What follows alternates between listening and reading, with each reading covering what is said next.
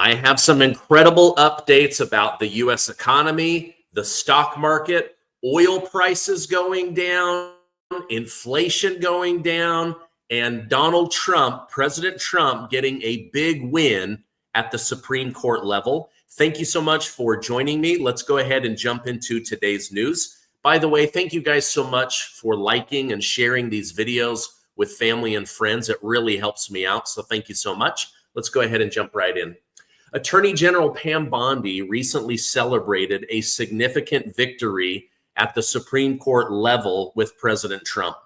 The ruling supports President Trump's stance against using taxpayer funds for diversity, equity, and inclusion initiatives, which AG Pam Bondi and the administration's view as unnecessary and ideologically driven. They're also incredibly Democrat ideology, right? So Pam Bondi emphasized that this decision aligns with the DOJ's ongoing effort to protect American tax dollars from what she considers judicial overreach by local district judges. Pam Bondi, a staunch supporter of Trump and the current attorney general, believes, just like President Trump, that the DOJ, the FBI, and the American economy should all be built on merit-based systems, not based on your skin color, your religion, your sexual orientation,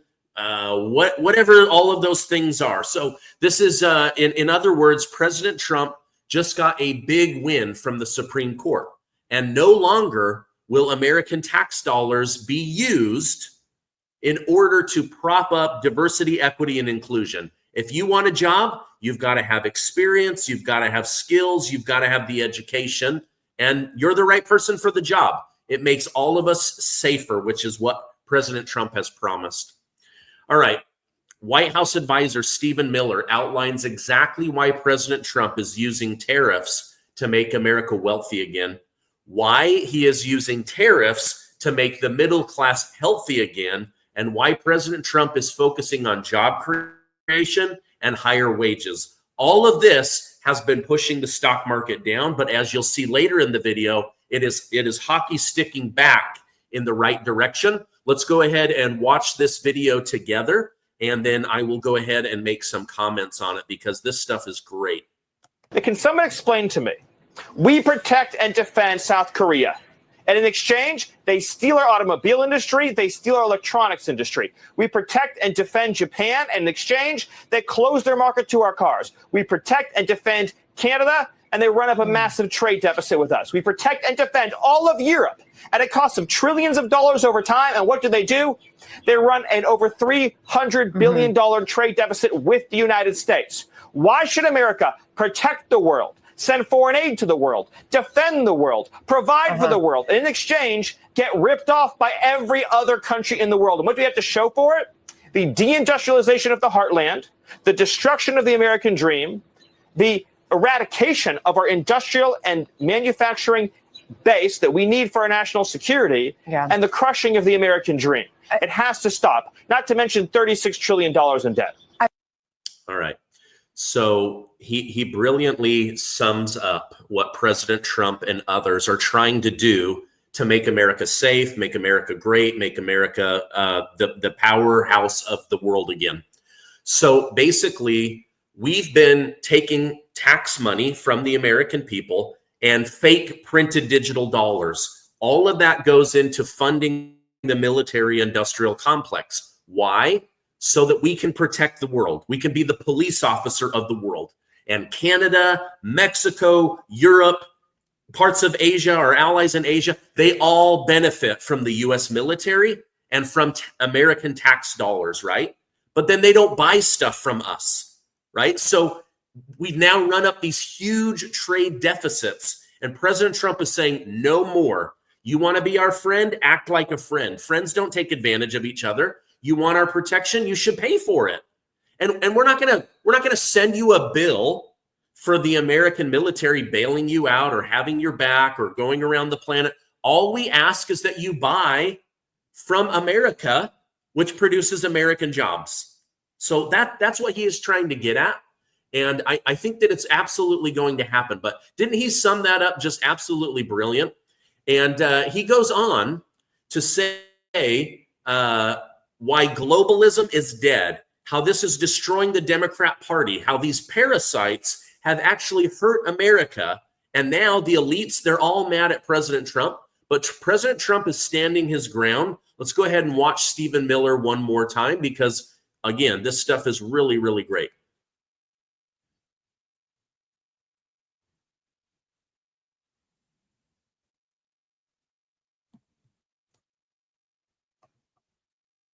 That we created a tax system that punished you for making something in America and rewarded you for making something in China or a foreign country. So in other words, if you had your factory in America, you paid a sky-high corporate tax rate, you were beaten to death with regulation, you had radically unaffordable energy prices, and Washington just in every way made your life miserable. And the political class didn't do anything about it. They allowed it to happen. Correct. Well, they sat by and watched it happen for decades. They actually wanted the opposite to happen, especially if you look at the 90s when we had NAFTA, we had the WTO, we had the entry of China into the WTO. The goal very clearly was to remove U.S. tariff and trade barriers to make it easier for people to outsource to China. Because once we gave China what we call permanent normal trade relations, all of your manufacturers in the United States who are thinking in short terms in terms of quarterly earnings and that kind of thing, they said, listen, now I can go move my factory from Indiana or wherever, I can put it in China, I can put it in Mexico, and I know I will have sure access to the U.S. market. Today, President Trump is saying the best place to make American products and sell American products is here in America. The original... Okay, I love that. The original sin was that we created a tax system that punished you for making something in America and rewarded you for making something in China or a foreign country. So basically, what they're saying is the globalists, the corporations, because of past presidents and past trade deals, they made it possible to cheat American workers, and they would send those jobs overseas. But then politicians made it absolutely easy for these stolen jobs, these outsourced jobs, to continue to work in the American economy. And what he is saying is President Trump has closed the doors, and he's saying America is open for business, but you have to buy from America and you have to make stuff in America. This is why the tariffs are absolutely going to pay off, in my opinion. Now, Trump's Secretary of Treasury, Scott Bessent, perfectly articulates Trump moving the levers of government to mostly help lower income and middle class Americans. The Democrats, sorry, that was a Freudian slip.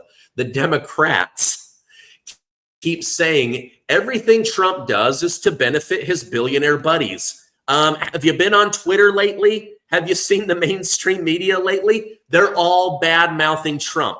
They're saying he's going to wreck the economy. My portfolio's down. You're going to stifle American business. None of that has been true, right? But Scott Bessent told this to Tucker Carlson. Here's the good news, Tucker. We have President Trump's previous term. Working class Americans and hourly workers did better than their supervisory workers. The bottom 50% of households, their net worth increased faster percentage-wise than the top 10% of households. He then went on to say that the wealthy have most of their money in the stock market, and the middle class and lower income, they have most of their money in debt. So what is President Trump trying to do? He's trying to push down interest rates. He's trying to push down the cost of rent. He's trying to push down the cost of cars. He's trying to push down the cost of gas. Bessent then went on to say, well, everyone's been complaining about the stock market being down 5 or 6%.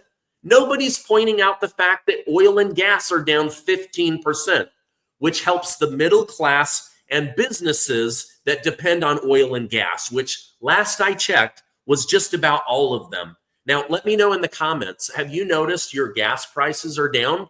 I did.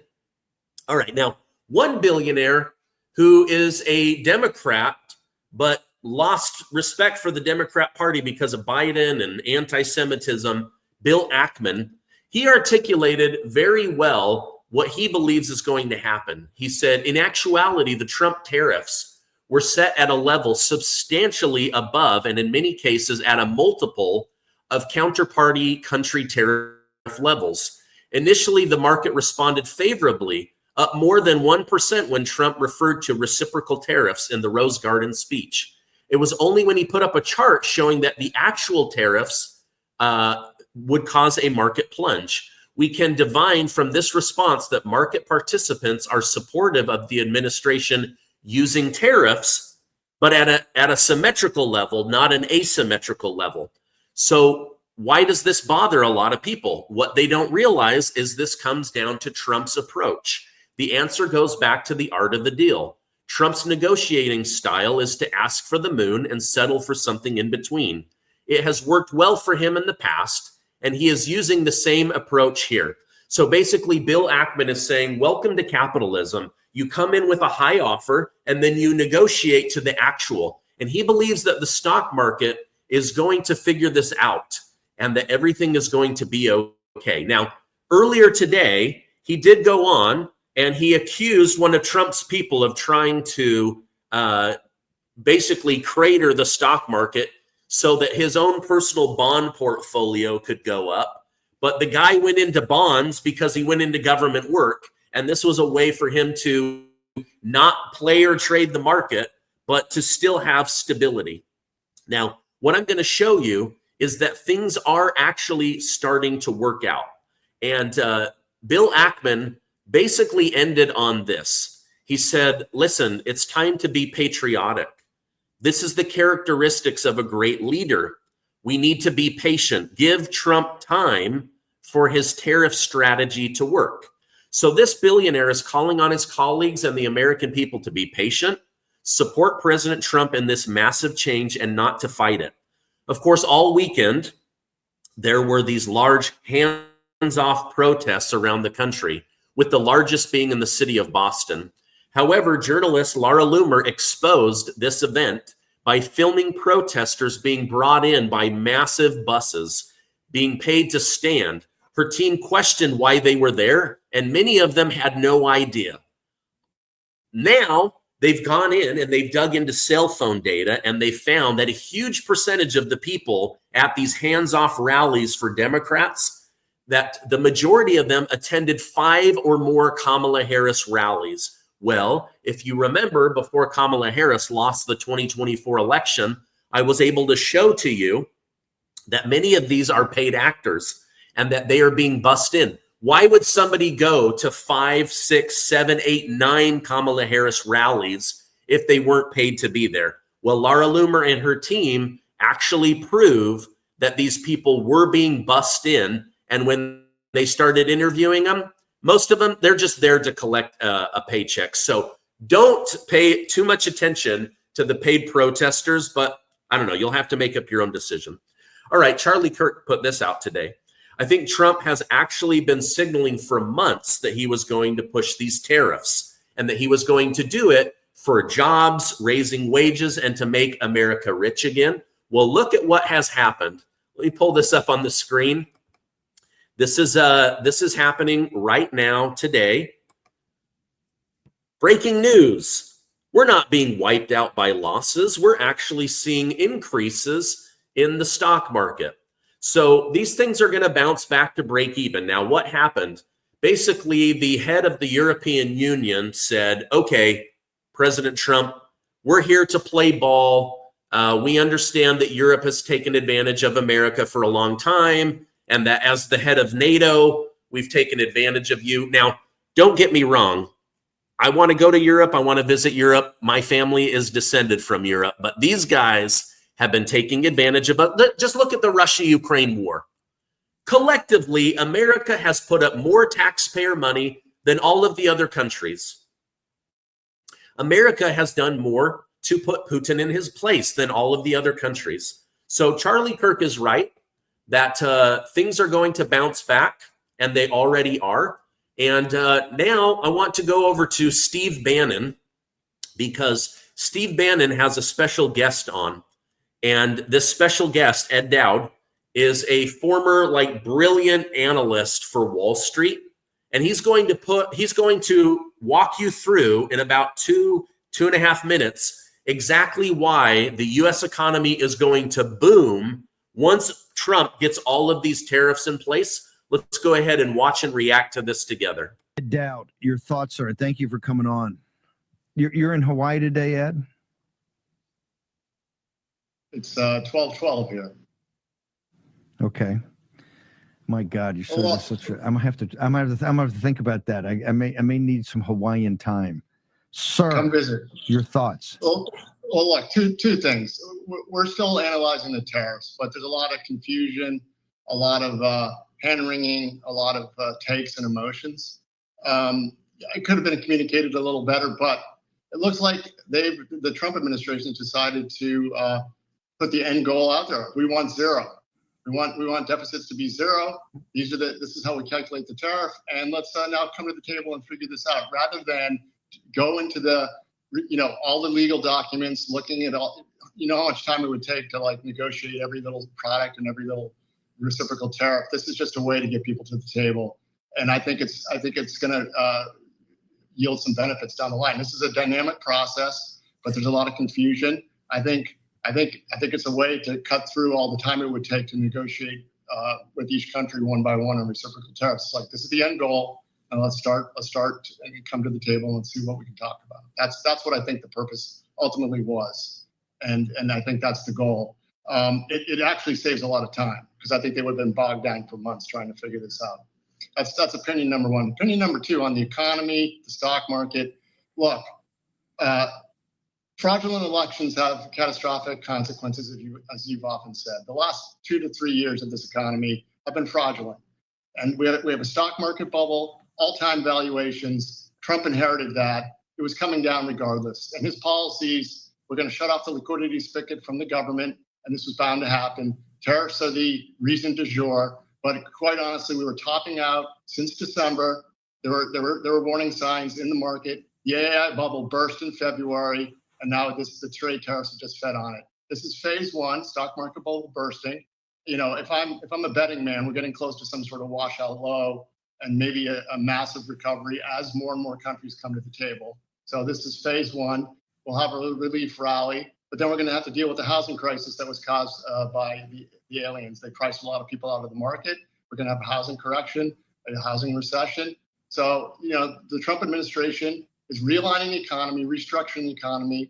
I think home prices going down would be a good thing for the middle class. And this is very painful to the financial elite, but to the average man, as long as he keeps his job, should have more opportunities down the road. But it's not going to be pretty. It's going to take a long time, but it had to be done, because the other way was a currency crisis and a loss of reserve currency status if we kept going the way we were going. All right, that's Ed Dowd, former manager over at BlackRock. Did you hear what he said? For the financial elite, this is going to be temporarily painful, but for the working man, this is going to work out great, and things are going to be much, much better. Ed Dowd also pointed out to Steve Bannon that they are going after entire economies versus reciprocal tariffs, product by product by product. That would have taken forever. And look how many countries are coming back saying, we'll go to zero, and we want to trade even more with the United States. Look how many businesses have said, we're actually going to shut down plants in Mexico, China, Vietnam, Europe, and we're moving back to America. Look how many massive behemoth companies, Microsoft, Apple, Hyundai, Volkswagen, Ford, they're saying, we're going to invest hundreds of billions of dollars back into America. It's amazing, you guys. So you have to be patient. President Trump is a smart guy. He's also surrounded by brilliant, brilliant economists. Think about what happened in the first Trump term. You heard me say it earlier. The average worker's wages went up more than their managers, right? And so anyway, all of that is coming back. I think we've got the golden years ahead of us. All right. Hey, thank you guys so much for watching. Please share this with family and friends. I love you. Stay amazing, and I'll see you on the next video.